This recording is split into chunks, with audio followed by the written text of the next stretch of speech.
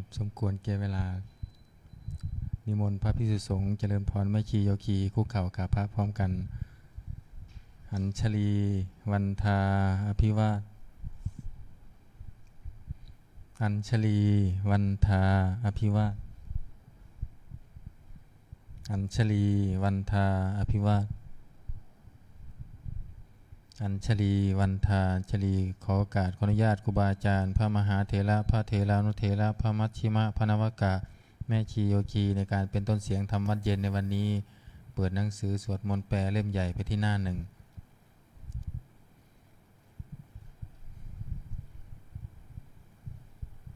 โยโสภะคะวาอะระหังสัมมาสัมพุทโธพระผู้มีพระภาคเจ้านั้นพระองค์ใดเป็นพระอรหันต์ดับเพลิงกิเลสเพลิงทุกข์สิ้นเชิงตรัสรู้ชอบได้โดยพระองค์เอง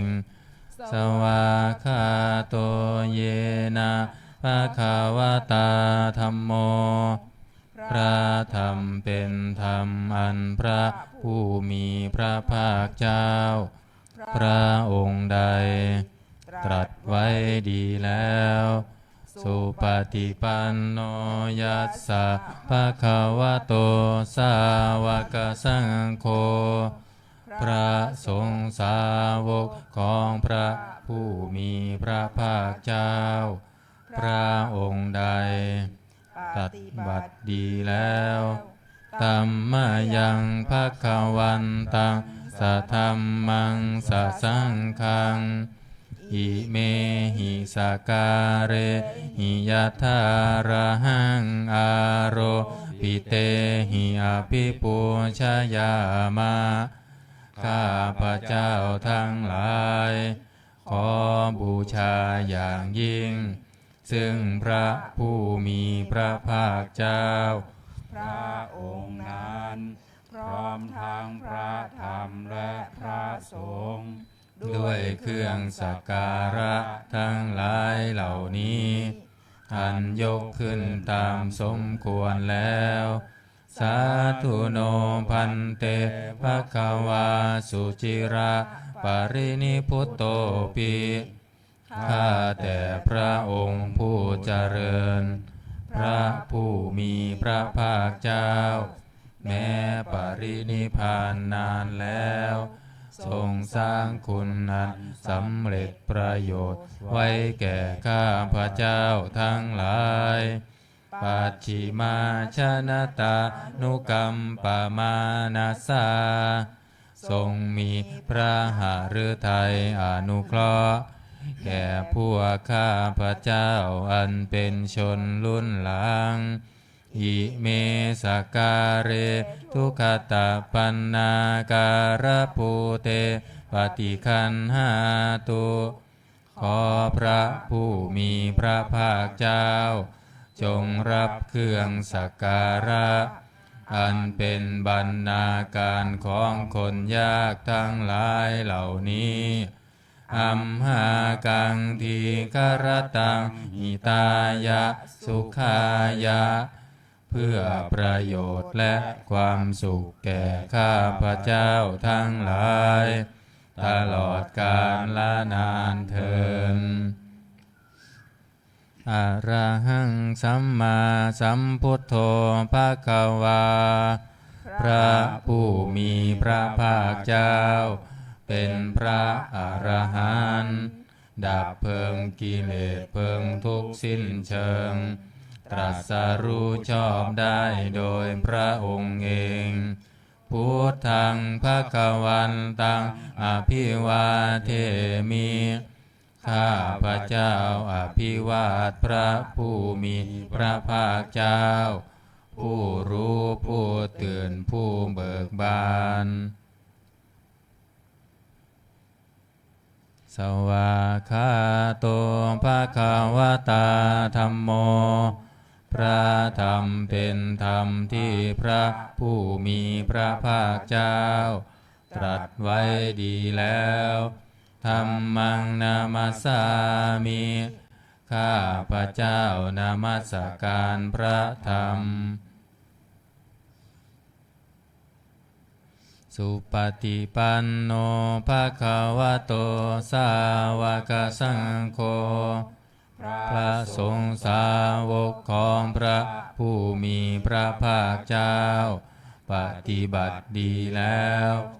สังฆังนามามิข้าพระเจ้านอบน้อมพระสงฆ์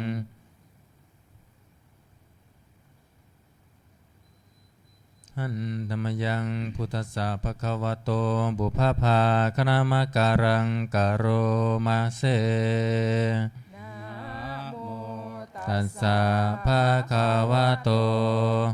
ขอนอบน้อมแด่พระผู้มีพระภาคเจ้าพระองค์นั้นอะระหะโตซึ่งเป็นผู้ไกลจากกิเลสสัมมาสัมพุทธัสสะตรัสรู้ชอบได้โดยพระองค์เองนะโมตัสสะภะคะวะโตขอนอบน้อมแด่พระผู้มีพระภาคเจ้าพระองค์นั้นอะระหะโตซึ่งเป็นผู้ไกลจากกิเลสสัมมาสัมพุทธัสสะตรัสรู้ชอบได้โดยพระองค์เองนะโมตัสสะภะคะวะโตขอนอบน้อมแด่พระผู้มีพระภาคเจ้าพระองค์นั้นอะระหะโตซึ่งเป็นผู้ไกลจากกิเลสสัมมาสัมพุทธัสสะตรัสรู้ชอบได้โดยพระองค์เองเปิดหนังสือไปที่หน้า19หันธรรมยังพุทธานุสตินายังกโรมาเสตังโคปานาภะคะวันตังเอวังกัลยาโนกิตติสัพโทอะภุคโตก็กิตติศัพท์อันงามของพระผู้มีพระภาคเจ้านั้นได้ฟุ้งไปแล้วอย่างนี้ว่าอิติปิโสภควาเพราะเหตุอย่างนี้พระผู้มีพระภาคเจ้านั้นอะระหังเป็นผู้ไกลจากกิเลสสัมมาสัมพุทโธเป็นผู้ตรัสรู้ชอบได้โดยพระองค์เองวิชาจารณสัมปันโนเป็นผู้ถึงพร้อมด้วยวิชาและจารณะสุขโตเป็นผู้ไปแล้วด้วยดีโลกวิทูเป็นผู้รู้โลกอย่างแจ่มแจ้งอนุตตรปุริสัทธัมมสารถิเป็นผู้สามารถฝึกบุรุษที่สมควรฝึกได้อย่างไม่มีใครยิ่งกว่าสัทธาเทวมนุษย์สานังเป็นครูผู้สอนของเทวดาและมนุษย์ทั้งหลายพุทโธ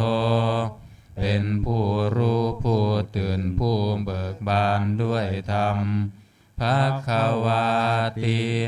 เป็นผู้มีความจำเริญจำแนกธรรมสั่งสอนสัตว์ดังนี้หันธรรมยังพุทธาภิกิติงกโรมาเสพุทธวาระหันตวรตาภิกขุนาภิยุตโตพระพุทธเจ้าประกอบด้วยคุณมีความประเสริฐแห่งอรหันตคุณเป็นต้นสุนทาภิญาณกรุณาหิสมาคตโตพระองค์อันประกอบด้วยพระญาณและพระกรุณาอันบริสุทธิ์โพเทสิโยสุชนะตังกามรังวสุโรพ พระองค์ใดทรงกระทำชนที่ดีให้เบิกบานดุจอาทิตย์ทำบัวให้บานวันธามหังตามรนังศิรสาชิเนนทังข้าพระเจ้าไหว้พระชินสีผู้ไม่มีกิเลสพระองค์นั้นด้วยเสียงกล่าวพุทโธโยสัพพปานินังสารนังเขมามุตตมังพระพุทธเจ้าพระองค์ใด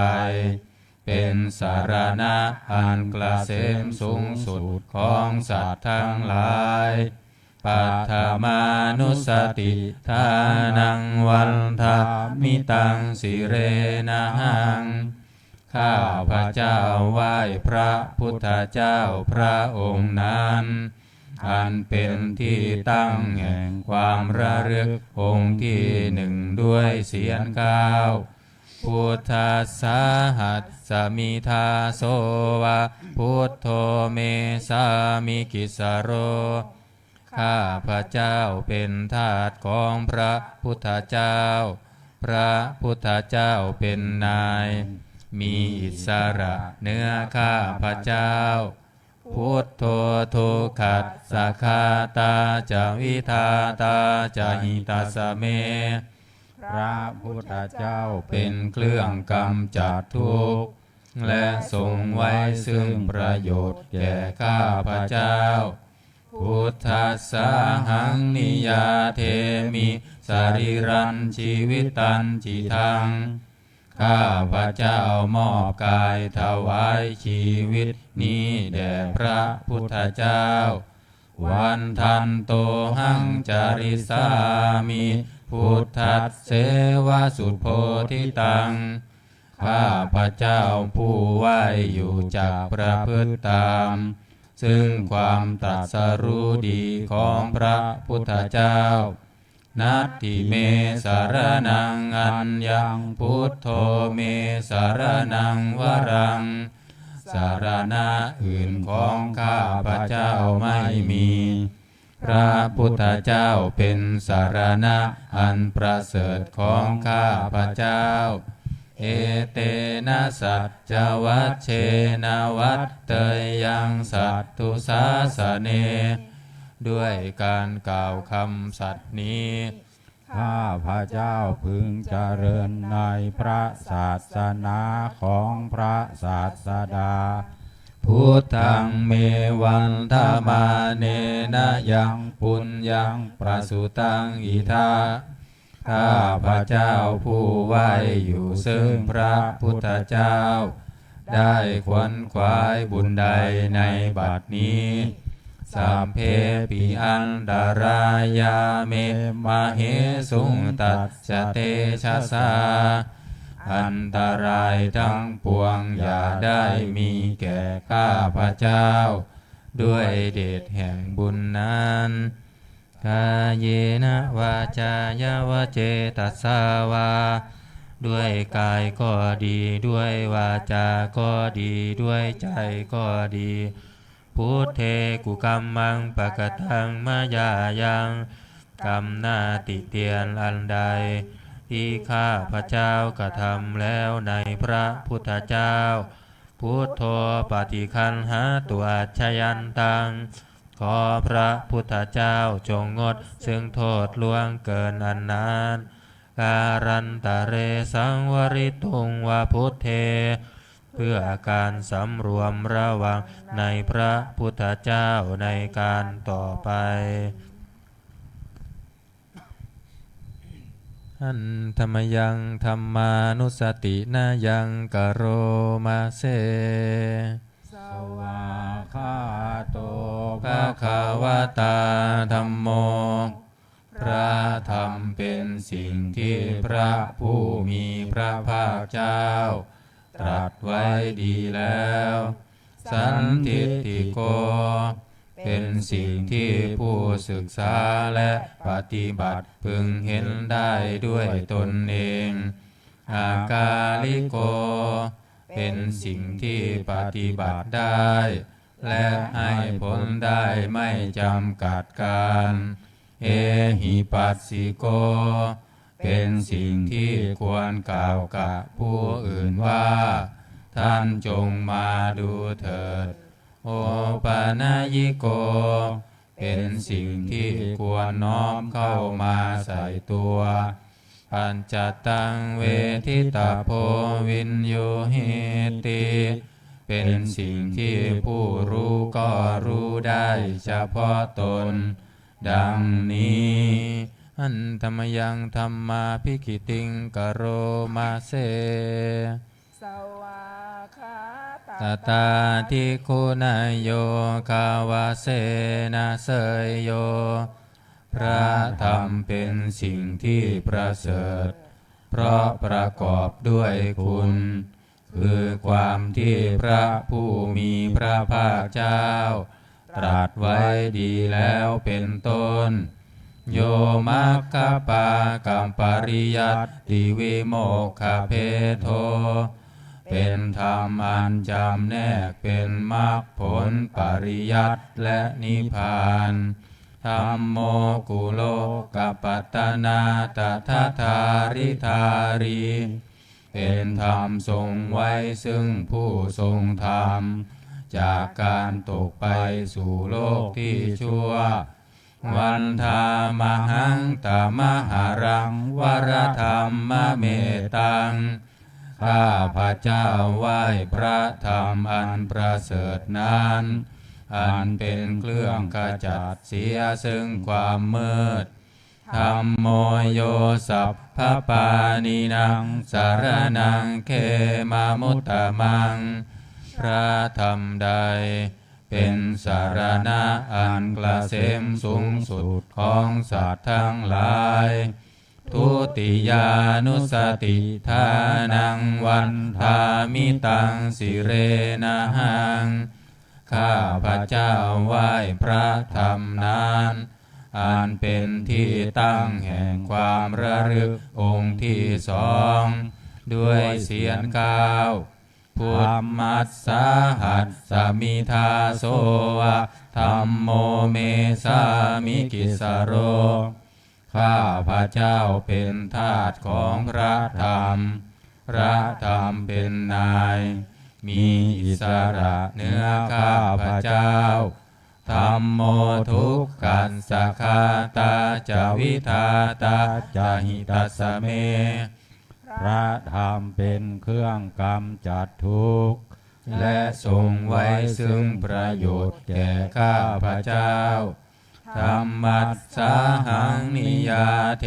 มิสรีรันชีวิตันจิทังข้าพระเจ้ามอบกายถวายชีวิตนี้แด่พระธรรมวันทันโตหังจาริสามิธัมมัสเสวสุธรรมตังข้าพระเจ้าผู้ไหวอยู่จากพระพฤติตามซึ่งความเป็นธรรมดีของพระธรรมนัตถิเมสารนังอัญญังธัมโมเมสารนังวรังสารณะอื่นของข้าพระเจ้าไม่มีพระธรรมเป็นสารณะอันประเสริฐของข้าพระเจ้าเอเตนะสัจจวัชเชนะวัตเตยะสัทธุสาสเนด้วยการกล่าวคำสัตย์นี้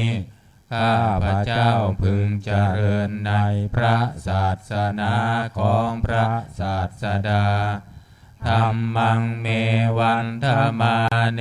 นะยังปุญญังปสุตังอิทาข้าพระเจ้าผู้ไหวอยู่ซึ่งพระธรรม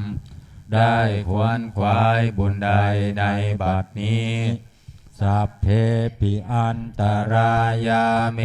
มเหสุงตัสสะเตชะสาอันตรายทั้งปวงอย่าได้มีแก่ข้าพระเจ้าด้วยเดชแห่งบุญนั้นกายเยนะวาจายะวะเจตสาวาด้วยกายก็ดีด้วยวาจาก็ดีด้วยใจก็ดี ธัมเมกุกัมมังปะกตังมายายังกรรมหน้าติเตียนอันใดที่ข้าพระเจ้ากระทำแล้วในพระธรรมธัมโมปฏิคันหาตัวชยันตังขอพระธรรมจงงดซึ่งโทษล่วงเกินอันนั้นการันตะเรสังวริตุงวธรรมเมเพื่อการสำรวมระวังในพระธรรมในการต่อไปอันธรรมยังสังขานุสตินายังกโรมาเสสุปฏิปั ปั น นโนภะคะวะโตสาวกสังโฆสงฆ์สาวกของพระผู้มีพระภาคเจ้าปฏิบัติดีแล้วอุชุปฏิปันโนภะคะวะโตสาวกสังโฆสงฆ์สาวกของพระผู้มีพระภาคเจ้าปฏิบัติตรงแล้วยายะปฏิปันโนภะคะวะโตสาวกสังโฆสงฆ์สาวกของพระผู้มีพระภาคเจ้าปฏิบัติเพื่อรู้ธรรมเป็นเครื่องออกจากทุกข์แล้วสามีจิปฏิปันโนภะคะวะโตสาวกสังโฆสงฆ์สาวกของพระผู้มีพระภาคเจ้าปฏิบัติสมควรแล้วยะทิทังได้แก่บุคคลเหล่านี้คือจัตตาริปุริสายุคานิอัตถปุริสปุคลาคู่แห่งบุรุษสี่คู่นับเรียงตัวบุรุษได้8บุรุษเอสะภะคะวะโตสาวกสังโฆนั่นแหละสงฆ์สาวกของพระผู้มีพระภาคเจ้าอาหุเนยโยเป็นสมควรแก่สักการะที่เขานำมาบูชาปาหุเนยโยเป็นสมควรแก่สักการะที่เขาจัดไว้ต้อนรับทักขิเนยโยเป็นผู้ควรรับทักษิณาทานอัญชริการณิโยเป็นผู้ที่บุคคลทั่วไปควรทำอัญชรีอนุตตรังปุญญเกตังโลกัสสาติเป็นเนื้อนาบุญของโลกไม่มีนาบุญอื่นยิ่งกว่าดังนี้หันธรรมยังสังฆาภิกิติงกโรมาเสสัทธัมมะโชสุปฏิปฏิคุณาภิยุตโตพระสงฆ์ที่เกิดโดยพระสัทธรรมประกอบด้วยคุณมีความปฏิบัติดีเป็นต้นโยทัพพิโทอริยบุคลสังฆเสโทเป็นหมู่แห่งพระอริยบุคคลอันประเสริฐ8จำพวกชิราทิธรรมปวราสยกายจิตโตมีกายและจิตอันอาศัยธรรมมีศีลเป็นต้นอันบวรวันธามหังตมริยานัคนังสุสุทังข้าพระเจ้าไหว้หมู่แห่งพระอริยบุคคลนั้นอันบริสุทธิ์ด้วยดีสังโฆโยสัพพปานินังสารนังเขมามุตตะมังพระสงฆ์หมู่ใดเป็นสารณะอันเกษมสูงสุดของสัตว์ทั้งหลายตติยานุสติทานังวันทามิตังสิเรนะหังข้าพระเจ้าไหว้พระสงฆ์หมู่นั้นอันเป็นที่ตั้งแห่งความระลึกองค์ที่3ด้วยเสียงกล่าวส สังคัสสาหัสสมิทาโส โสวาสังโฆเมสามิกิสโรข้าพระเจ้าเป็นทาสของพระสงฆ์พระสงฆ์เป็นนายมีอิสระเหนือข้าพระเจ้าสังโฆทุงคัสสะคาตาจาวิทาตาจาหิตาสเมพระสงฆ์เป็นเครื่องกำจัดทุกข์และทรงไว้ซึ่งประโยชน์แก่ข้าพระเจ้าสังคัสสาหังนิยาเทมิสรีระชีวิตันจิทังข้าพระเจ้ามอบกายถวายชีวิตนี้แด่พระสงฆ์วันทันโตหังจาริสามิสังคัสโสปฏิปันนะตังข้าพระเจ้าผู้ไหวอยู่จักประพฤติตามซึ่งความปฏิบัติดีของพระสงฆ์นัตถิเมสรนังอัญญังสังโฆเมสรนังวรังสารณะอื่นของข้าพระเจ้าไม่มีพระสงฆ์เป็นสารณะอันประเสริฐของข้าพระเจ้าเอเตนะสัญจวัชเชนะวัตเตยังสัตถุสาสเนด้วยการกล่าวคำสัตย์นี้ข้าพระเจ้าพึงเจริญในพระศาสนาของพระศาสดาสังฆังเมวันธมาเนนะยังปุญญังปสุตังอิทาข้าพระเจ้าผู้ไหวอยู่ซึ่งพระสงฆ์ได้ขวนขวายบุญใดในบัดนี้สัมเพปิอันดารายาเมมาเหสุงตัดสเตชะสา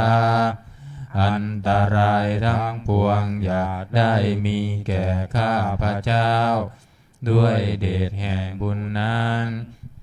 กาเยนะวาจายาวเจตัสสาวาด้วยกาย ก็ดีด้วยวาจาก็ดีด้วยใจก็ดีสังเคกุคัมมังปะกตังมายายังกรรมหน้าติเตียนอันใดที่ข้าพระเจ้ากระทำแล้วในพระสงฆ์สังโฆปฏิคันหาตัวอัจฉยันตังขอพระสงฆ์จงงดซึ่งโทษล่วงเกินอันนั้นการันตะเรสังวริตุงวสังเคเพื่อการสำรวมระวังในพระสงฆ์ในการต่อไปเปิดหนังสือไปที่หน้า38วัตตปาติโมกข์หันธรรมยังโอวาทปาติโมกขคาทาโยพนามาเสพระปาปัสสะอาการนังการไม่ทำบาปทั้งปวงกุศลสุปสัมปทาการทำกุศลให้ถึงพร้อมสัจจิตตปริโยทปนังการชำระจิตของตนให้ขาวรอบเอตังพุทธานาสาสนังทำ3อย่างนี้เป็นคำสั่งสอนของพระพุทธเจ้าทั้งหลาย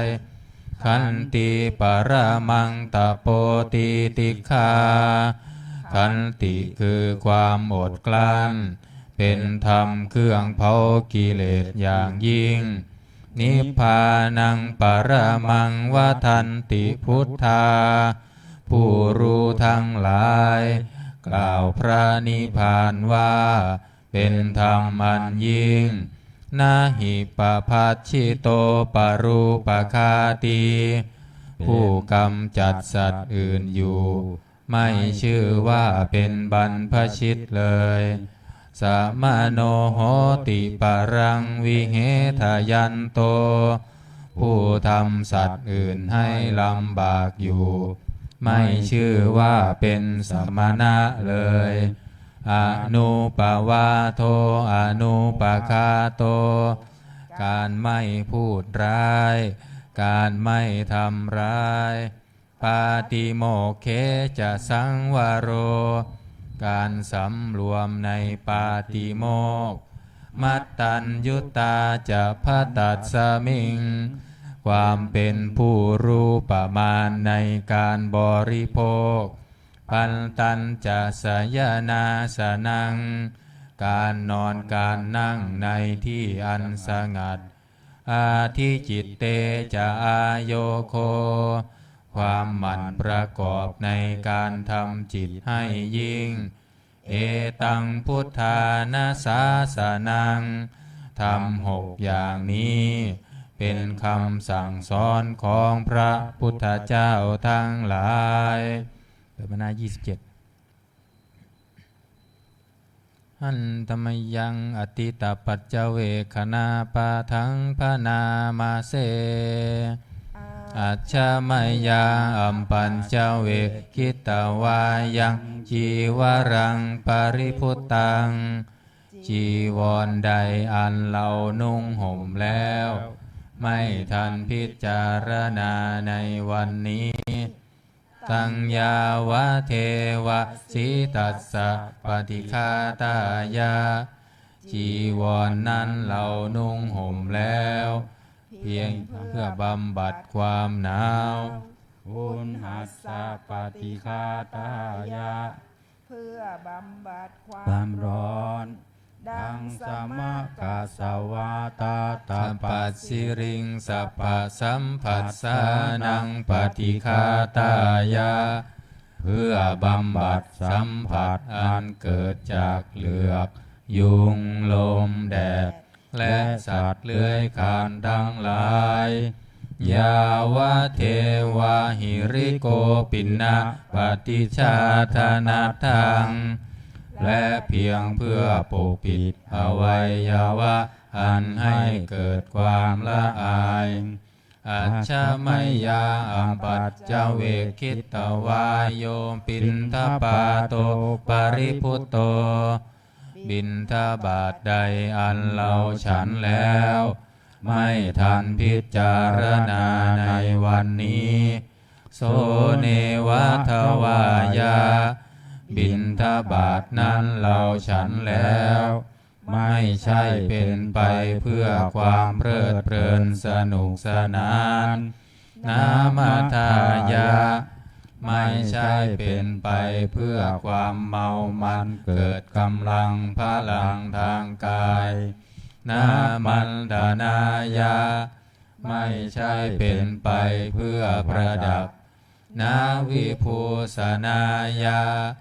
ไม่ใช่เป็นไปเพื่อตกแต่งยาวะเทวะอิมัสสกายัสสทิฏฐิยาแต่ให้เป็นไปเพื่อความตั้งอยู่ได้แห่งกายนี้ยาปนายาเพื่อความเป็นไปได้ของอัตภาพวิหิงสุปรติยาเพื่อความสิ้นไปแห่งความลำบากทางกายพระมจาริยานุคาหายะเพื่ออนุเคราะห์แก่การประพฤติพรหมจรรย์อิติปุรานันจะเวทนังปฏิหังคามิด้วยการทำอย่างนี้เราย่อมระงับเสียได้ซึ่งทุกขเวทนาเก่าคือความหิวนาวันจะเวทนังนาอุปาเทสามิและไม่ทำทุกขเวทนาใหม่ให้เกิดขึ้นยาตราจะเมภวิสติอนวัชชตาจะภาสุวิหารโรจาติอันหนึ่งความเป็นไปโดยสะดวกแห่งอัตภาพนี้ด้วยความเป็นผู้หาโทษมิได้ด้วยและความเป็นอยู่โดยผาสุกด้วยจักมีแก่เราดังนี้อัจฉมยาอัมปัจจเวคิตวายังเสนาสนังปาริพุตังเสน นาส ชนะได้เราใจสอยแล้ว ไม่ทันพิจารณาในวันนี้ตังยาวะเทวะสีตัสสะปฏิฆาตายะเสนาสนะนั้นเราใช้สอยแล้ว เพียงเพื่อบำบัดความหนาวอุณหัสสะปฏิฆาตายะเพื่อบำบัดความร้อนดังสมกัสสวะตาตาปัสสิริงสัพพสัมผัสสานังปฏิฆาตายะเพื่อบำบัดสัมผัสอันเกิดจากเหลือกยุงลมแดดและสัตว์เลื้อยคลานทั้งหลายยาวะเทวะอุตุปาริสยะวิโนทานังปฏิสันลานารามัตถังเพียงเพื่อบรรเทาอันตรายอันพึงมีจากดินฟ้าอากาศและเพื่อความเป็นผู้ยินดีอยู่ได้ในที่หลีกเล่นสำหรับภาวนาอาชาไมยังอัมบัตจเวกินตวายโยกิลานาปัจจยาเพสัชชาปริคารโรปริพุตโตกิลานาเพสัชบริขารใดอันเราบริโภคแล้วไม่ทันพิจารณาในวันนี้โสยาวะเทวะอุปันนานังเวยาปาติกานังเวทนานังปฏิฆาตายะกิลานาเพสัชบริขารนั้นเราบริโภคแล้วเพียงเพื่อบำบัดทุกขเวทนาอันบังเกิดขึ้นแล้วมีอาพาธต่างๆเป็นมูลอัพพยาปัชชะปรมัตตายาติเพื่อความเป็นผู้ไม่มีโรคเบียดเบียนเป็นอย่างยิ่งดังนี้อันธรรมยังอุทิศนาทิฏฐานาคาทาโยพนามาเสอิมินาปุญญกรรมเมนาด้วยบุญนี้อุทิศให้อุปัชฌายาคุณุตตราอุปัชฌาย์ผู้เลิศคุณอาจาริโยปการาจาและอาจารย์ผู้เกื้อหนุนมาตาปิตาจยาตกาทั้งพ่อแม่และปวงญาติสุริโยจันทิมาราชาสุนจันทร์และราชาคุณวันตานราปิจาผู้ทรงคุณหรือผู้สูงชาติพระมมาราชอินทาจาพรหมานและอินทราชโลกปาลาจเทวตาทั้งถวยเทพและโลกบาลยะโมมิตามนุสสาจาโยมาราชมนุษย์มิตรมัชฌตาเวริกาปิจาผู้เป็นกลางผู้จ้องผ่านสัพเพสัตตาสุขีโหนตุขอให้เป็นสุสานทุกทั่วหน้าอย่าทุกทนปุญญานิปักกตานิเมบุญพ้องที่ข้าทำจงช่วยอำนวยสุภผลสุขังจติวิทันเทนตุให้สุขสามอย่างล้นขิปังปาเปทาโวมะตังให้ลูกถึงนิพพานพรันอิมินาปุญญกรรมเมนาด้วยบุญนี้ที่เราทำอิมินาอุทิเสนัญจาและอุทิศให้ปวงสัตว์ขิปังหังสุรเพเจวาเราพันได้ซึ่งการตัดตัณหุปาทานเฉทนังตัวตัณหาอุปาทาน เยสันตาเนหินาธัมมาสิ่งชั่วในดวงใจยาวะนิพพานโตมะมังกว่าเราจะถึงนิพพานนัสสันตุสัพพทาเยวะมาลายสิ้นจากสันดานยัจฉาชาโตภาเวภาเวทุกภพที่เราเกิดอุชุจิตังสติปัญญามีจิตตรงและสติทั้งปัญญาอันประเสริฐสันเลโควิริยัมหินาพร้อมทั้งความเพียรเลิศเป็นเครื่องขูดกิเลสหายมาลาละพันตุโนกาสังโอกาสอย่าพึงมีแก่หมู่มารสิ้นทั้งหลายกาตุนจะวิริเยสุเมเป็นช่องประทุษร้ายทำลายล้างความเพียรจมพุทธาทิปวโรนาโทพระพุทธผู้บวรนาถธัมโมนาโทวารุตตโมพระธรรมที่พึงอุดมนาโทปัจเจกพุทโธจาพระปัจเจกพุทธสมสังโฆนาโทตาโรมะมังโทพระสงฆ์ที่พึงพยองเตโสตมานุภาเวนะด้วยอานุภาพนั้นมาโรกาสังลพันตุมาขอหมู่มารอย่าได้ช่องทัสสะปุญญานุภาเวนะด้วยเดชบุญทั้งสิบปองมาโรกาสังลพันตุมาอย่าเปิดโอกาสแก่มารเถิดครับอันนี้สวดธรรมจักรนะก็หนังสือมนต์พิธีเล่มเหลืองหน้า51นะโมตัสสะภะคะวะโตอะระหะโต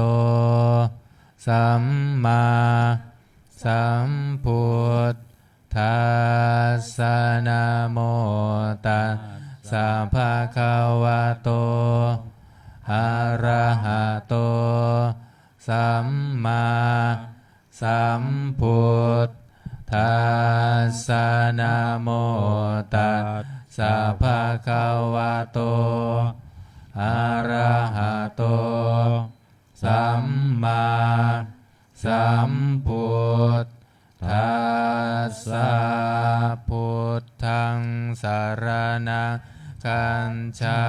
มิธัมมังสรณังคัจฉามิสังฆังสรณังคัจฉามิทุติยัมปิพุทธังสรณังคัจฉามิทุติยัมปิธัมมังสรณังคัจฉามิทุติยัมปิสังฆังสรณังคัจฉามิตติยัมปิพุทธังสรณังคัจฉามิตติยัมปิธัมมังสรณังคัจฉามิตติยัมปิสังฆังสรณังคัจฉามินะ55นะโมอะระหะโตสัมมาสัมพุทธัสสะมะเหสิโนนะโมอุตตมะธัมมัสสะสวาคาตัสเสวะเตนิธานาโมมหาสังคัสสาปิวิสุทธาสีลาทิฏฐิโนนะโมโอมาตยารัตทัสสะรัตนัตตยัสสะสาธุกังนะโมโอ โอมักกาติตัสสะตันสวัตถุตยัสสะปินะโมการะปัมภาเวนาวิคัตฉันตุมปันทวานะโมการะนุภาเว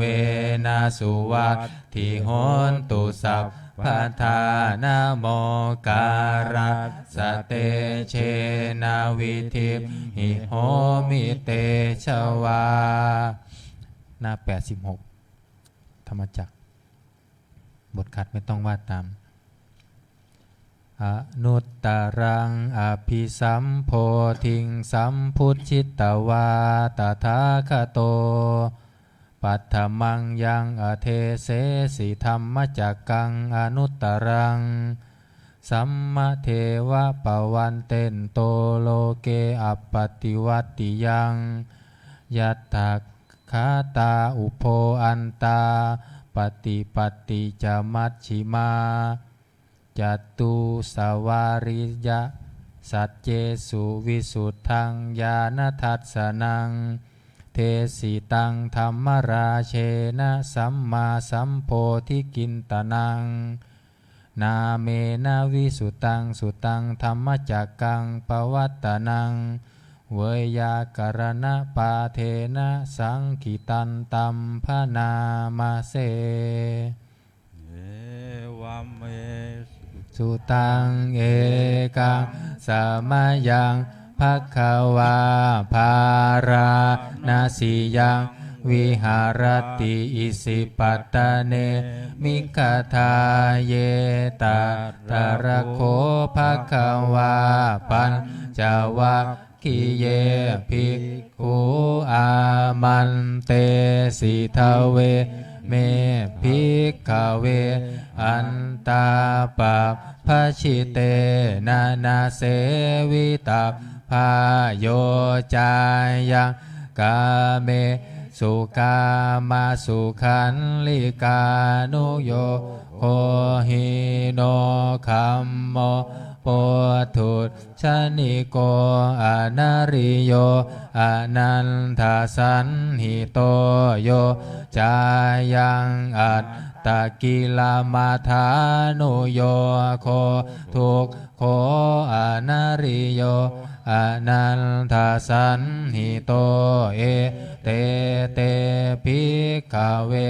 อุปโภอันเตอนุปคัม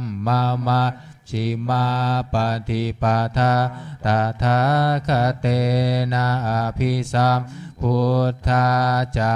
กุการณีญาณการณีอุปัสสมายาอภิญญายาสัมโพธายานิปานายาสังวัตตติกัตตมาจาสาภิกขเว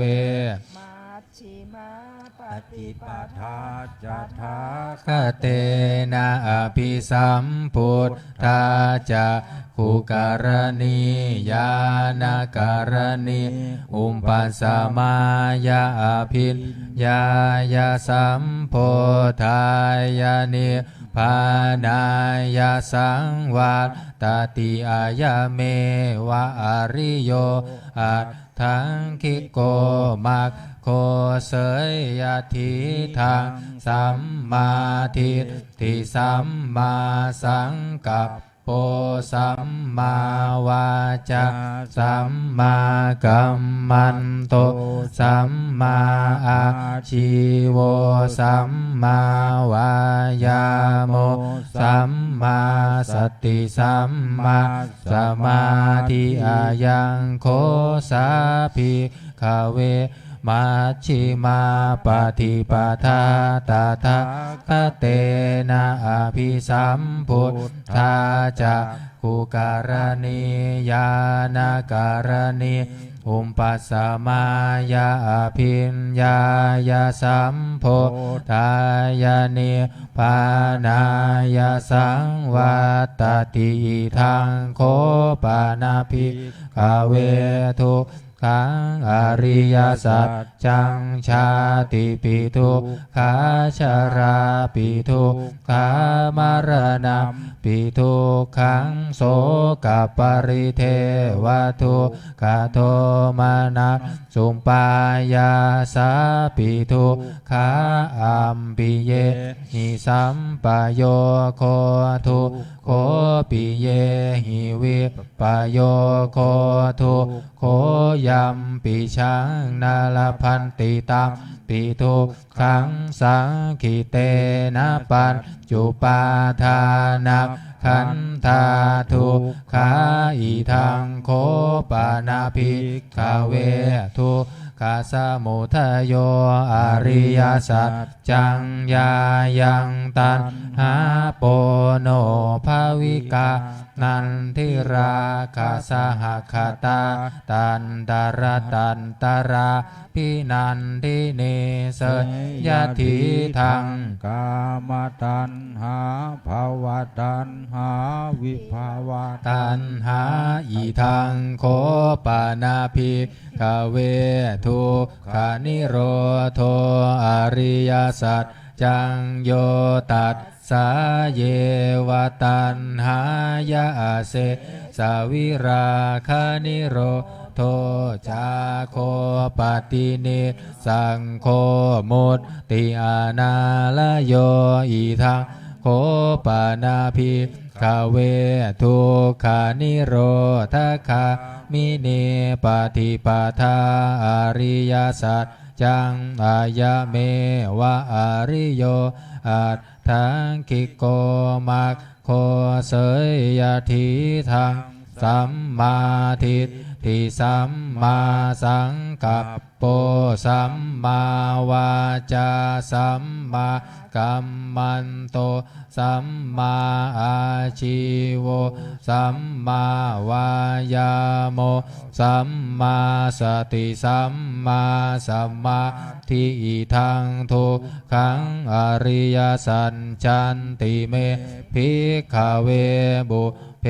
อานานุสุเตสุธรรมเมสุจักขุงอุทธัปปาทิยานะอุทธัปปาทิปัญญาอุทธัปปาทิวิชาอุทธัปปาทิอาโลโกอุทธัปปาทิตังโคปานิทังทุกขังอริยสัจจังปริญเยยยันติเมภิกขเวบุเพอานานุสุเตสุธรรมเมสุจักขุงอุทธัปปาทิยานะอุทธัปปาทิปัญญาอุทธัปปาทิวิชาอุทธัปปาทิอาโลโกอุทธัปปาทิตังโคปานิทังทุกขังอริยสัจจังปริญญาตันติเมภิกขเวบุเพอานานุสุเตสุธรรมเมสุจักขุงอุทธัปปาทิญาณังอุทธัปปาทิปัญญาอุทธัปปาทิวิชาอุทธัปปาทิอาโลโกอุทธัปปาทิอิทังทุกขสมุทัยโยอริยสัจจันติเมภิกขเวบุเพอานานุสุเตสุธรรมเมสุจักขุงอุทธัปปาทิญาณังอุทธัปปาทิปัญญาอุทธัปปาทิวิชาอุทธัปปาทิอาโลโกอุทธัปปาทิตังโคปานิทังทุกขสมุทัยโยอริยสัจจังปะหาตาพันติเมภิกขเวบุเพอานานุสุเตสุธรรมเมสุจังคุงอุทธัปปาทิญาณังอุทธัปปาทิปัญญาอุทธัปปาทิวิชาอุทธัปปาทิอาโลโกอุทธัปปาทิตังโคปานิทังทุกขสมุทัยโยอริยสัจจังปะหินันติเมภิกขเว อนันโนสุเตสุธรรมเมสุจักขุ คุงอุทปปาทิยานังอุทปปาทิปัญญาอุทปปาทิวิชชาอุทปปาทิอาโลโกอุทปปาทิอิทังทุกขานิโรโธอริยสัจจันติเมภิกขเวปุมเพอนันโนสุเตสุธรรมเมสุจักขุงอุทปปาทิยานังอุทปปาทิปัญญาอุทปปาทิวิชชาอุทปปาทิอาโลโกอุทปปาทิตังโคปานิทัง ขานิโลโท อริยสัจจังสัจฉิกาตัพพันติเมภิกขเวบุมเพอนันโนสุเตสุธรรมเมสุจักขุงอุทปปาทิยานังอุทปปาทิปัญญาอุทปปาทิวิชชาอุทปปาทิอาโลโกอุทปปาทิตังโคปานิทังทุกขานิโรโธอริยสัจจังสัจฉิกาตันติเมภิกขเวบุเพอนันโนสุเตสุธรรมเมสุจักขุงอุทปปา ทิยานังอุทปปาทิ ทิปัญญาอุทปปาทิวิชาอุทปปาทิอาโลโกอุทปปาทิอิทังทุกขานิโรธคามินิปฏิปทาอริยสัจจันติเมภิกขเวบุมเพอนันโนสุเตสุธรรมเมสุจักขุงอุทปปาทิยานังอุทปปาทิปัญญาอุทปปาทิวิชาอุทปปาทิอาโลโกอุทปปาทิตังโคปานิทังทุกขานิโรธคามินิปฏิปทาอริยสัจจังภาเวตัพพันติเมภิกขเวบุมเพอนันโนสุเตสุธรรมเมสุจักขุงอุทปปาทิยานังอุทปปาทิปัญญาอุทปปาทิวิชชา อุทปปาทิอาโลโกอุทปปาทิตังโค ปานิทังทุกขันิโรธคามินิปฏิปทา อริยสัจจังภาวิตันติ ติ เม เมภิกขเวบุมเพอนันโนสุเตสุธรรมเม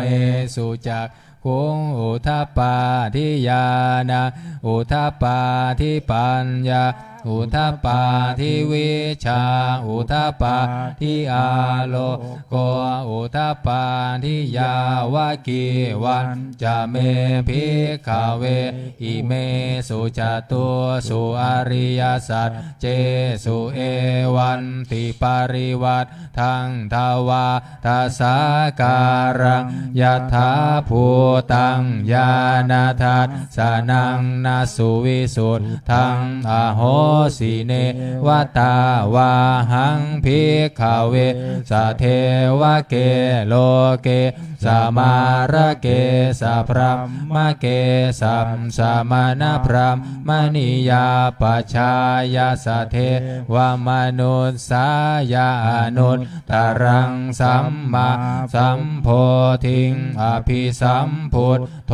ปัญจัญญาสิงยโตจะโคเมภิกขเวอิเมสุจตุสุอริยสัจเจสุเอวันติปริวัตทังทวาทัสสาการังยถาภูตังญาณทัสสนังสุวิสุทธังอโหสิอาทาหังภิกขเวสะเทวะเก โลเกสมาระเกสะพรหมเกสะสมณพรหมนิยาปัจฉายาสะเทวมนุสสายานุตตรังสัมมาสัมโพธิงอภิสัมพุท โทปัญจัญญาสิงญานันจะปนะเมทัสสนังอุทปปาทิอากุปาเมวิโมตติอายามัตติมาชาตินันทิธานิปุนาภโวติอิธรรมโวจะภควาอันตมนาปัญจวัคคียาภิกขุภควโตภาสิตังอภินันทุงอิมัตสมิงจะปนะเวยยาการนัตสมิงพันยามาเนอายัตสามโตโกทัญญัตสวิราชังวิตามรังธรรมจักขุงอุทปปาทิยังกินจิสมุทัยธรรมังสัมพันตังนิโรธธรรมันติภวัตติเตจะภควตาธรรมจักเกภูมิมาเทวาสัตถมนุษย์สาเวสุเอตัมภควตาภารานาสิยังอิสิปัตตเนมิคทาเย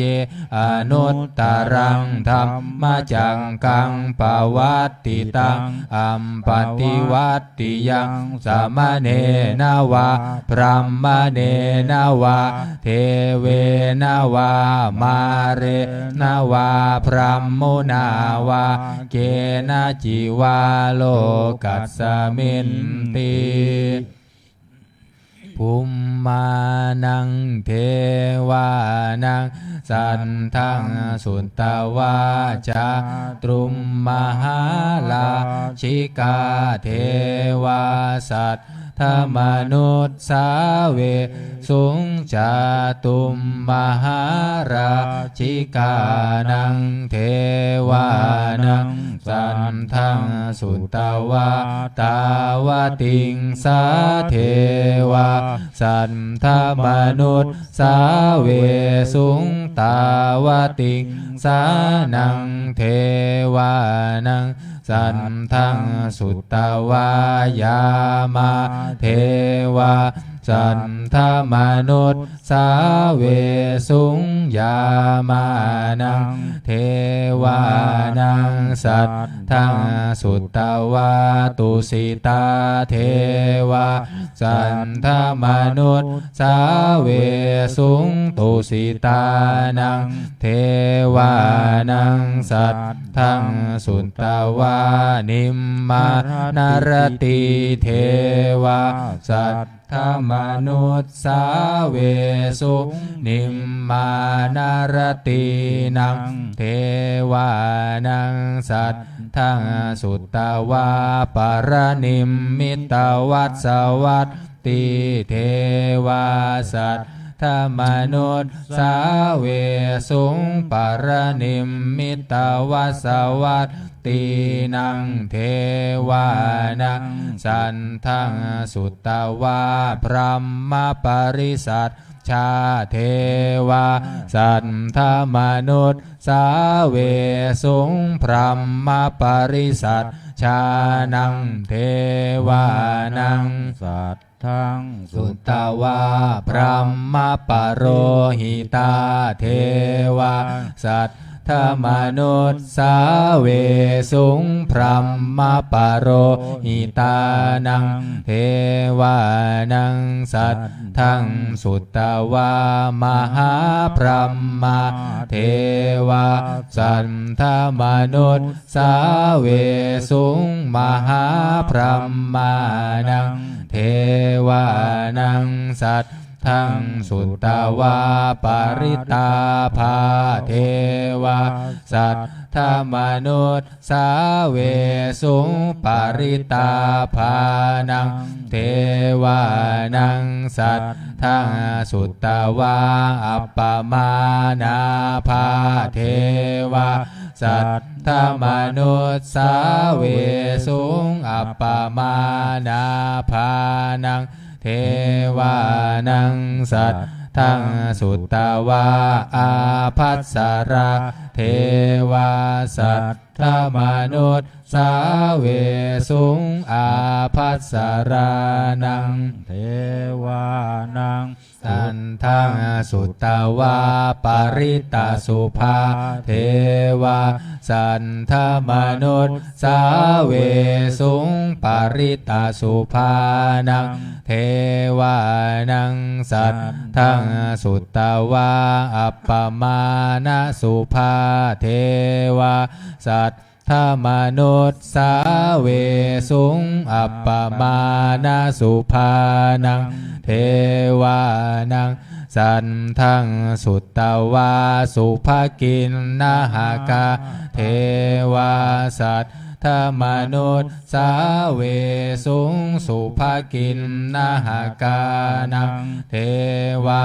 นังสันทังสุตตวาเวหัพพลาเทวาสัทธมนุษย์สาเวสุงเวหัพพลานังเทวานังสันทังสุตตวาอวิหาเทวาสัทธมนุษย์สาเวสุงอวิหานังเทวานังสัทธังสุตตวาอัตตปาเทวาสัทธมนุษย์สาเวสุงอัตตปานังเทวานังสันทังสุตตวาสุทัสสะเทวาสันทมนุษย์สาเวสุงสุทัสสะนังเทวานังสัทธังสุตตวาสุทัสสีเทวาสัทธมนุษย์สาเวสุงสุทัสสีนังเทวานังสันทังสุตตวาอากานิทากาเทวาสัทธมนุษย์สาเวสุงเอตัมภคะวตาภาราณสียังอิสิปัตตาเนมิคทาเยอนุตตรังธัมมจังกังปวัตติตังอัมปติวัตติยังสามเณนาวาพรหมเนนาวาเทเวนาวามาเรนาวาพรหมุนาวาเกนะจิวาโลกัสสมินติอิติหะเตนะคะเนนะเตนะโมโหเตนะยาวะพรหมโลกาสัตโทอัมพุทธันฉิอายันจัตทัสสะสหัสสีโลกาธาตุสังกัมปิสัมปะกัมปิสัมปะเว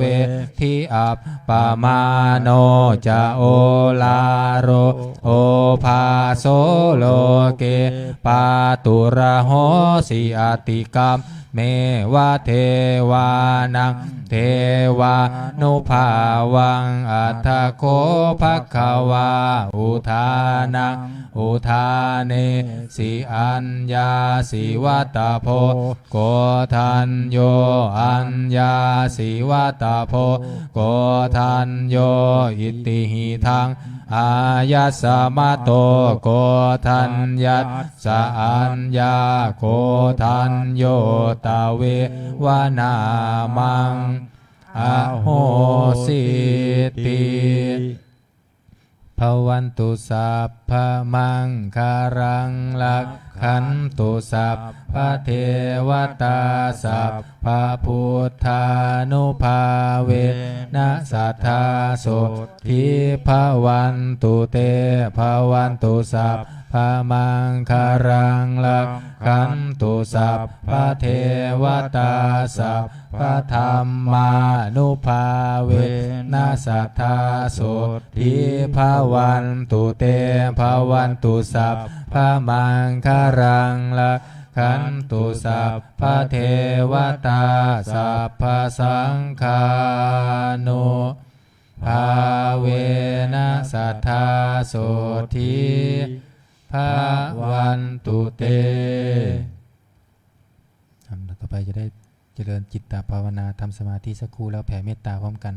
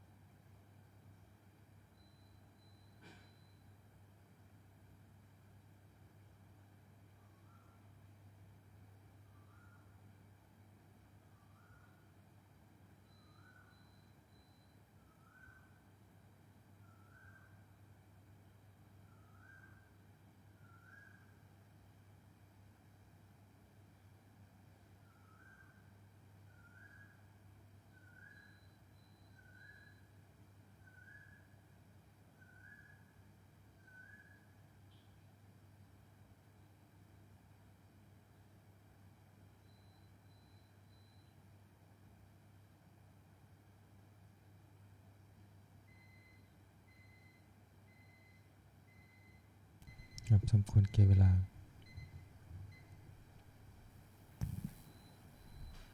ซื้อสวดมนต์ทำวัดสวดมนต์เล่มใหญ่นะครับหน้า66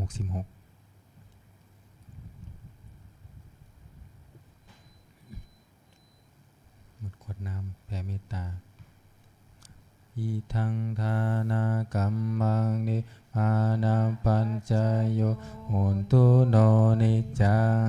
อิทังศีลากัมมังนิพานาปัญจโยโหนตุโนนิจัง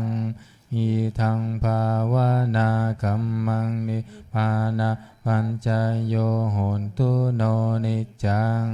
ยังกินจิกุลสาลังกะตัมพังกัมมังสะเพหิอัมเหหิกาตังปุญญังโน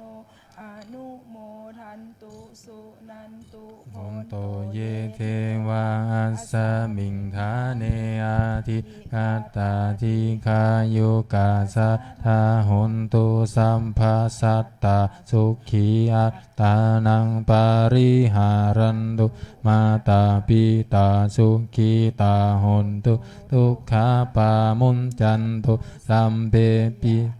ยาตากาสุ สัพเพยาคาสัพเพเปตาสุขีตาโหนตุทุกขาปามุนจันตุสัมเพนักขัตตาสุขีตาโหนตุทุกขาปามุนจันตุสัมเพเทวาสุขีตาโหนตุทุกขาปามุนจันตุสัมเพอาจาริโยปัชฌายาสุขีตาโหนตุทุกขาปามุนจันตุสัมภาสัมปติโยสามิชันตุโว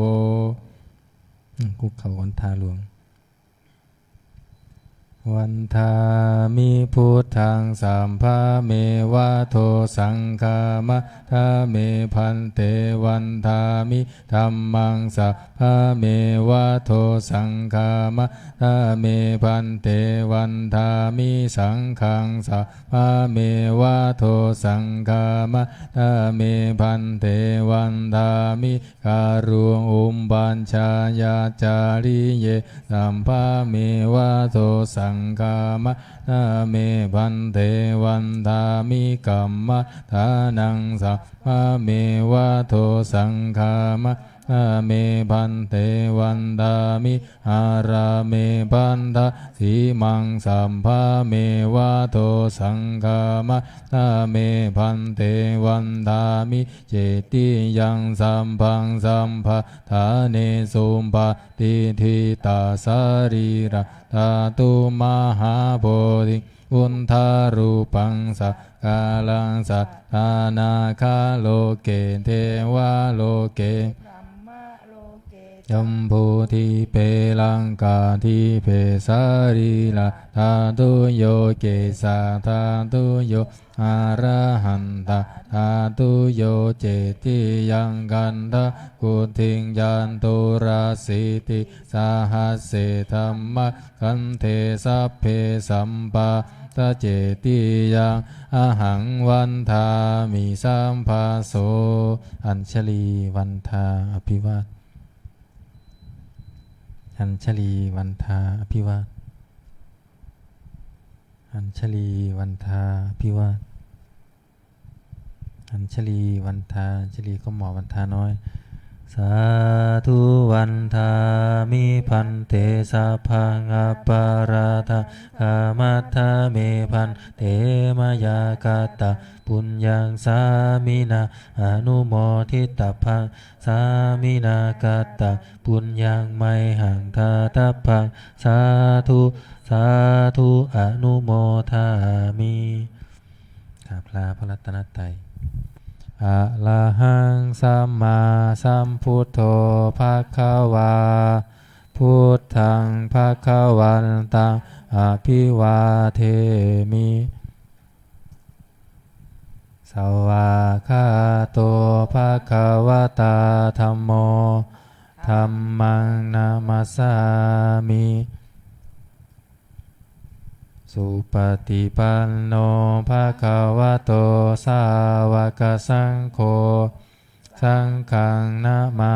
มิ นิมนต์พระสงฆ์กราบพระเถระพร้อมกันโยคีแม่ชีโยคีกราบทีหลังอัญชลีวันทาพิวาทอัญชลีวันทาพิวาทอัญชลีวันทาพิวาทอัญชลีวันทาอัญชลีขอเชิญแม่ชีและโยคีทุกท่านกราบพระเถระพร้อมกันค่ะอัญชลีวันทาอภิวาทอัญชลีวันทาอภิวาทอัญชลีวันทาอภิวาทอัญชลีวันทาอัญชลี